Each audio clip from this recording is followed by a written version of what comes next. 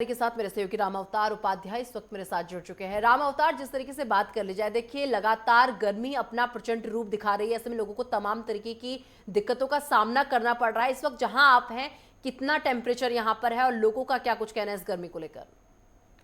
देखिए निशा जी, मैं आपको बता दूं कि आजमगढ़ में इस समय 45 के पार पारा हो चुका है। और साथ में आपको बता दूं कि ये सुबह की पहली किरण से ही जहां लोगों को गर्मी परेशान कर रही है, वहीं रात में भी लू चल रही है। जो हवाएं चल रही हैं उससे भी निजात नहीं मिल पा रही है। हर कोई परेशान है। और साथ में पूरी तरह से जहां पूरी मौसम विभाग हाई अलर्ट जारी करता है, वहीं अलर्ट पे अलर्ट जारी करने के बाद भी लोगों को राहत नहीं मिल रही है। और जितने ताल तलैया हैं सभी सूख चुके हैं।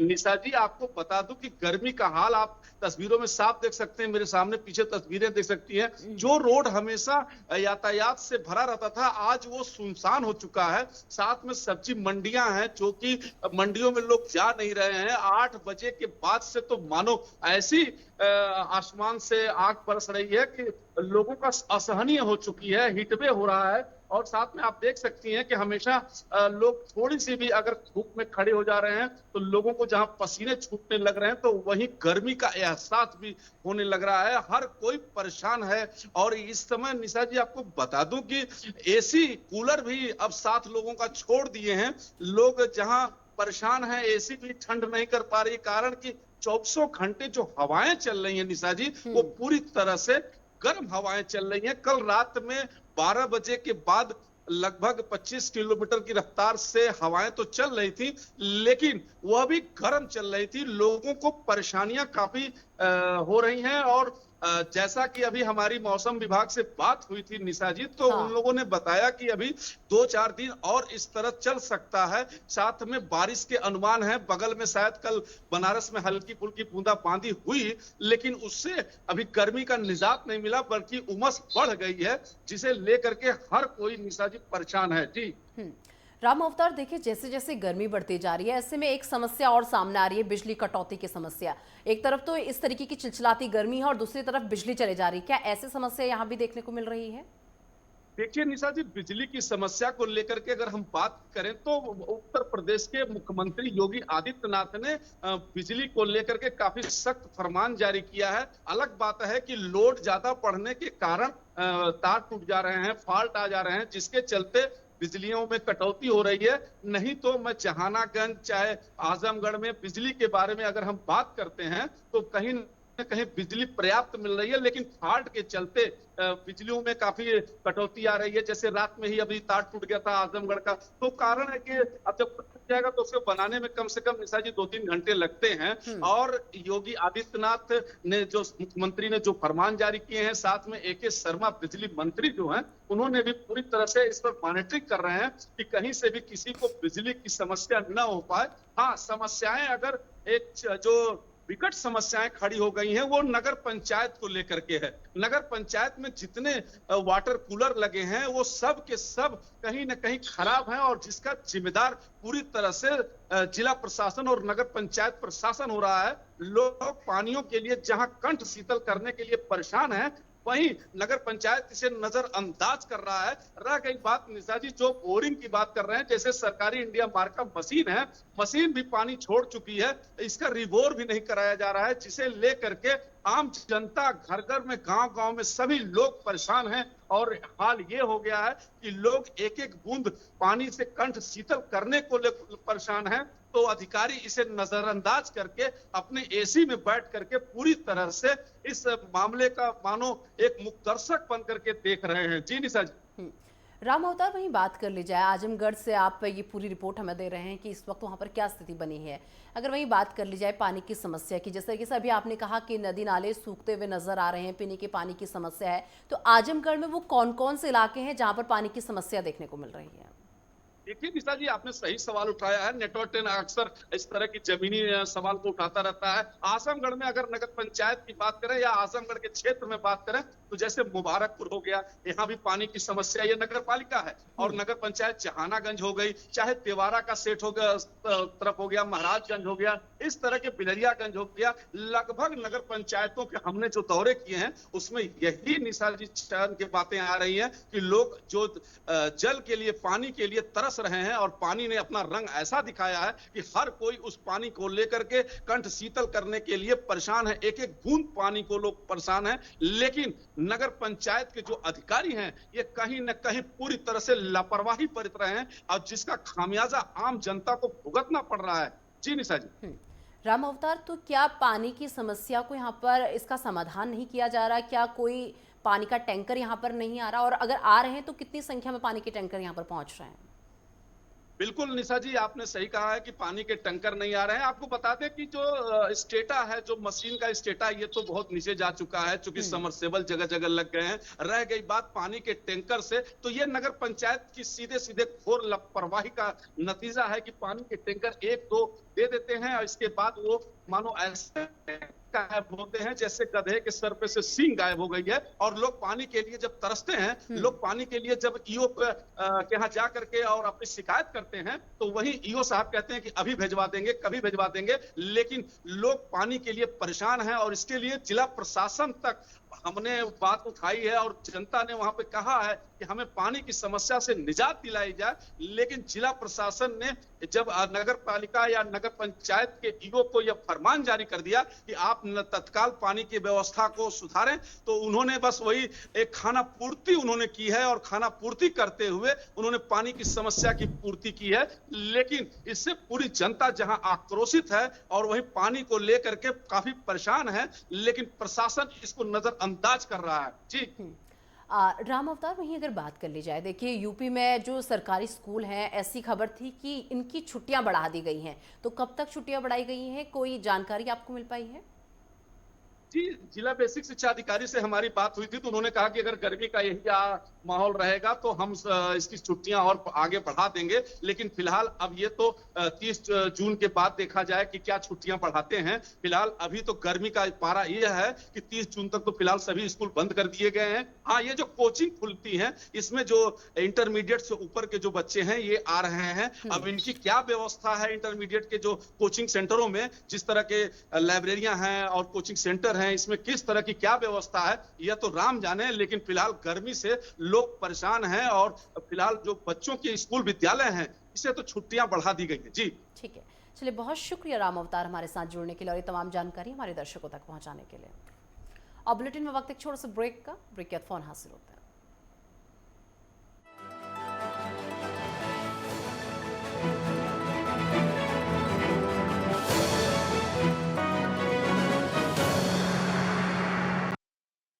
और चलिए, ब्रेक के बाद एक बार फिर से आप सभी का स्वागत है। तो लगातार देखिए जिस तरीके से गर्मी बढ़ती जा रही है, लोगों को काफ़ी समस्याओं का सामना करना पड़ रहा है। और अभी आपको थोड़ी देर पहले हमारे सहयोगी ने बताया कि आजमगढ़ का किस तरीके का हाल है। और अब और अधिक जानकारी, इसी पर और अधिक जानकारी के लिए मेरे सहयोगी अनिकेत तिवारी इस वक्त लखनऊ से मेरे साथ जुड़ चुके हैं। अब राजधानी का एक बार हाल जान लेते हैं कि इस वक्त राजधानी का क्या हाल है। अनिकेत, किस तरीके का हाल इस वक्त राजधानी में देखने को मिल रहा है? कितना टेम्परेचर इस वक्त लखनऊ में बना हुआ है?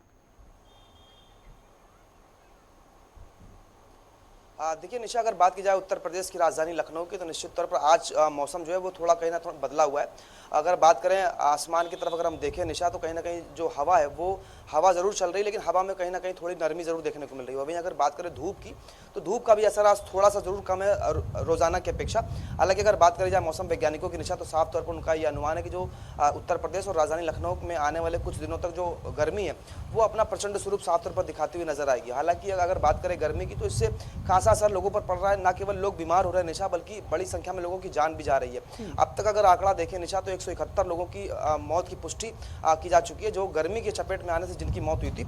अगर हम आंकड़ा देखें निशा, तो उस आंकड़े को अगर हम बात करें, जो 171 लोगों की जिनकी मौत हुई है, उसमें पूर्वांचल में 64 लोग हैं और बुंदेलखंड में 62 लोगों की मौत हुई है। वहीं अगर यूपी के अवध क्षेत्र की अगर बात करें निशा, तो 6 लोगों की जान यूपी के अवध क्षेत्र में गई है। वहीं बांदा में 13 लोग हैं और फतेहपुर में 12, कानपुर में 1 लोगों की मृत्यु हुई है और हमीरपुर चित्रकूट में 8 और 10 ये आंकड़ा सामने है। तो कुल मिलाकर निशा 171 लोग अभी तक अपनी जान गंवा चुके हैं इस गर्मी की चपेट में आके। तो साफ तौर पर कहीं ना कहीं निशा मौसम वैज्ञानिकों के अनुसार जिस तरह से यह अनुमान लगाया जा रहा है कि उत्तर प्रदेश में जो प्रचंड गर्मी वो अपना स्वरूप इसी तरह से दिखाती रहेगी।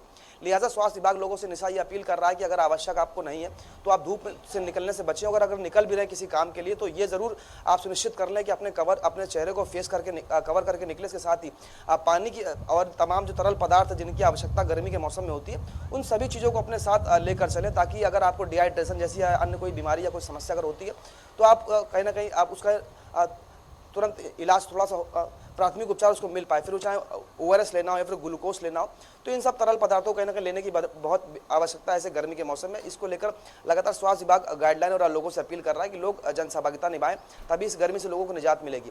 हालांकि अगर बात करें तमाम जो कामगार जो लोग हैं, जो दिहाड़ी मजदूर हैं निशा, तो उनके लिए खासा परेशानी का सबब गर्मी बनती हुई नजर आ रही है, क्योंकि उन लोगों को कहीं ना कहीं धूप में खड़े होकर काम करना है। लेकिन अगर बात करी जाए प्रशासन की तो जो जिला अधिकारी और जो यहाँ के मंडला आयुक्त तो उन्होंने पहले ये निर्देश दिया है कि जितने भी जो इम्पोर्टेंट जो पॉइंट हैं, फिर वो चाहे बस अड्डा हो या रेलवे स्टेशन हो या फिर जो टेम्पो स्टैंड हो, ऑटो स्टैंड हो, या फिर बड़ी संख्या में जहाँ पर लोगों की गैदरिंग होती है, तो वहाँ पर कूलिंग स्टेशन बनाया जाए। यहाँ तक कि जो भी सरकारी भवनों पर जो निर्माण कार्य चल रहा है या फिर प्राइवेट बिल्डर जो निर्माण कार्य करा रहे हैं, वहाँ पर भी वो कूलिंग स्टेशन बनाएं और पानी और हवा की पर्याप्त व्यवस्था वहाँ पर रखें, ताकि किसी को भी अगर गर्मी लगती है तो वो कम से कम छाँव में जा सके और ठंडा पानी उसको मिल पाए। तो पर्याप्त मात्रा में जो संसाधनों की जो पूर्ति करनी है इस गर्मी के मौसम में, उसको लेकर जो आवश्यक दिशा निर्देश दिए जाने हैं, तो वो आवश्यक दिशा निर्देश मंडल आयुक्त रोशन जैकब की तरफ से आ चुके हैं। और लगातार इस गर्मी को लेकर, इस हीट वेव को लेकर लगातार बैठकों का दौर भी जो प्रशासन है वो करता हुआ नजर आ रहा है, और तमाम जो प्रयास हैं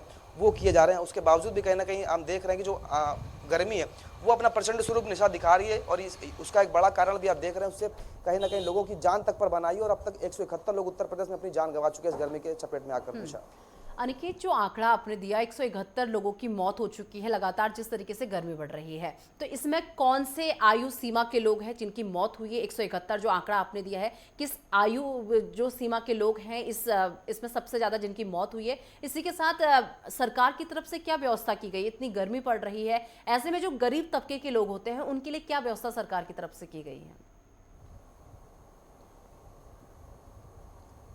देखिए, निश्चित तौर पर निशा अगर हम बात करें गर्मी में जो जिन लोगों की मौत हुई तो उनका लगभग सभी 40 के पार वाले उम्र के लोग हैं। हालांकि अगर बात की जाए जो गरीब तबका है, जो दिहाड़ी मजदूर है, उसके सामने एक बड़ी समस्या जरूर होती है, क्योंकि वो इलेक्ट्रॉनिक गैजेट्स का इस्तेमाल नहीं कर पाता है। फिर वो चाहे हम कूलर की बात करें, AC की बात करें, पंखे की बात करें, तो उन लोगों के सामने कहीं ना कहीं बड़ी असुविधा होती है कि इन चीज़ों का वो कैसे इस्तेमाल करेंगे।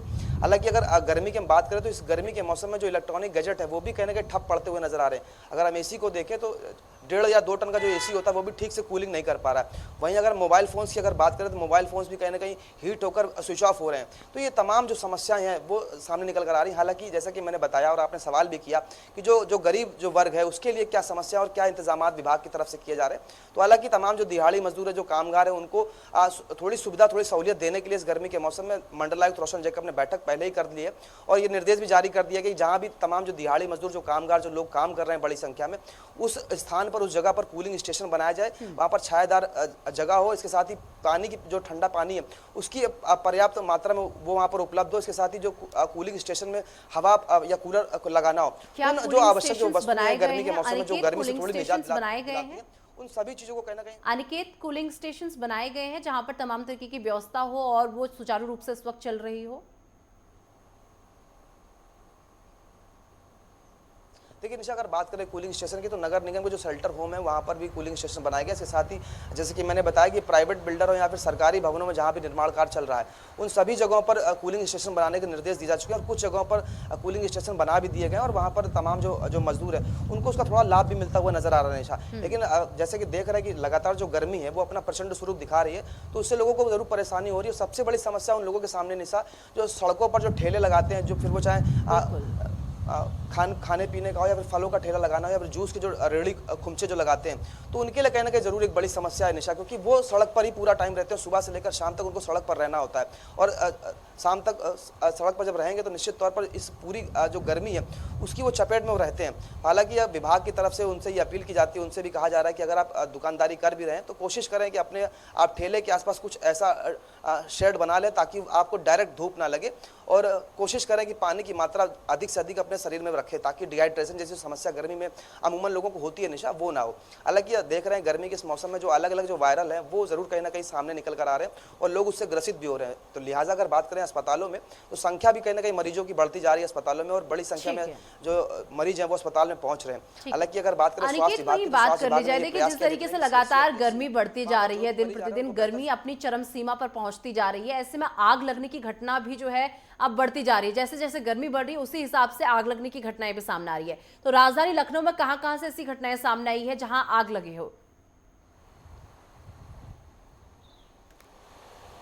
देखिए निशा, अगर बात करें आगजनी की तो निश्चित तौर पर गर्मी के मौसम में आगजनी की जो घटनाएं वो अत्यधिक मात्रा में देखने को मिलती हैं।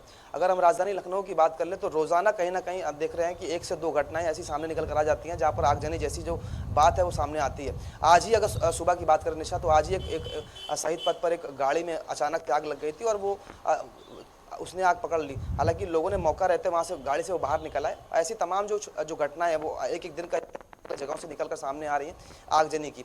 और बात करें तो आगजनी को लेकर भी कहीं ना कहीं तमाम जो एक्सपर्ट्स हैं वो ये बताते हैं कि अगर आप कार से अगर आप ट्रेवल कर रहे हैं तो कोशिश करें अपने कार के अंदर आप पानी का जो बॉटल है पुराना वो ना रखें। इसके साथ ही जो स्प्रे होता है जिसको हम डीओ कहते हैं वो ना रखें, या फिर कोई भी ऐसा परफ्यूम अपनी गाड़ी के अंदर ना रखें, क्योंकि गर्मी के मौसम में जब आप अपनी कार के शीशे बंद करके अपने विंडो को बंद करके आप कहीं जाते हैं तो उस पूरे दौरान कहीं ना कहीं कार पूरी तरह हीट होती है, तो कहीं ना कहीं विस्फोट होने की आशंका जताई जाती है। तो तमाम जो एक्सपर्ट्स हैं उनका यही कहना है कि आप अगर कार से ट्रेवल कर रहे हैं तो कोशिश करें कि कार के अंदर ऐसी कोई सामान मात्र ना रखें जो विस्फोटक बन सके, क्योंकि साफ तौर पर कहने के पेट्रोल और डीजल के माध्यम से ही गाड़ी चलती है एक जगह से दूसरी जगह तक। तो साफ तौर पर कहीं ना कहीं विस्फोटक पहले से कार होती है उनमें पेट्रोल है। तो अब ऐसे में जो एक्सपर्ट्स हैं वो बता रहे हैं साफ तौर पर कि आप अपनी गाड़ी के अंदर जो पानी का जो बॉटल है, पुराना पानी का बॉटल है, उसको सील्ड पैक होकर ना रखें। डीओ परफ्यूम्स जो होते हैं उनको गाड़ी ना रखें। तो इन तमाम जो चीज़ें इनको लोगों को कहने का समझना होगा। जैसा कि मैंने बताया कि आने वाले समय में जो गर्मी है वो अपना प्रचंड स्वरूप और दिखा सकती है, तो उसको लेकर भी लगातार स्वास्थ्य विभाग तमाम जो एक्सपर्ट्स हैं वो लोगों से अपील कर रहे हैं कि आप पूरी हिदायत बरतें और कहीं ना कहीं जो गाइडलाइंस दी जा रही हैं चाहे प्रशासन की तरफ से हो या फिर स्वास्थ्य विभाग की तरफ से हो, तो उन सभी गाइडलाइंस का साक्षरता से जब लोग पालन करेंगे तभी इस गर्मी से कहीं ना कहीं थोड़ा बचाव लोग कर सकते हैं अपना। निशा, चलिए, बहुत शुक्रिया निकेत हमारे साथ जुड़ने के लिए और राजधानी में इस वक्त क्या है हाल, इसकी जानकारी हमारे दर्शकों तक पहुंचाने के लिए। चलिए, ग्राफिक्स के जरिए अब आपको समझाते हैं। यूपी में शहर शहर लू का कहर इस वक्त चल रहा है। लू से 24 घंटे में कई लोगों की मौत हो चुकी है और इसी के साथ कई जिलों में लू का अलर्ट जारी किया गया है।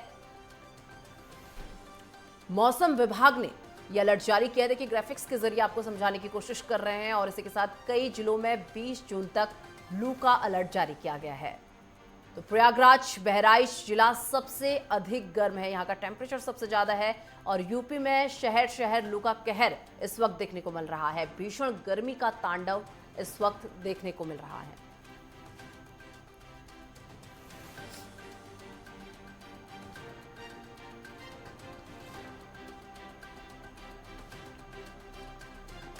तो देखिए, जैसे हमारे संवाददाता भी इस वक्त जगह जगह से हमारे साथ जुड़े और उन्होंने बताया कि आखिर किस तरीके की स्थिति इस चिलचिलाती गर्मी में बनी हुई है, लोगों को किन किन समस्याओं का सामना करना पड़ रहा है, चाहे वो पानी की समस्या हो, डिहाइड्रेशन की समस्या हो।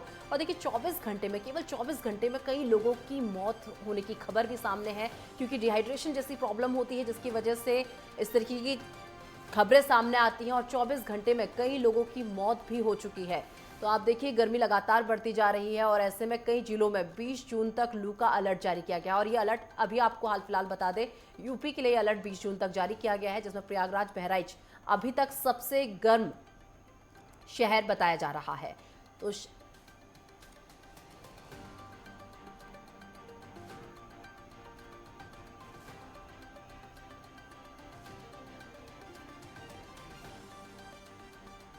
अब बुलेटिन में वक्त एक छोटे से ब्रेक का, ब्रेक के बाद फोन हाजिर होता है।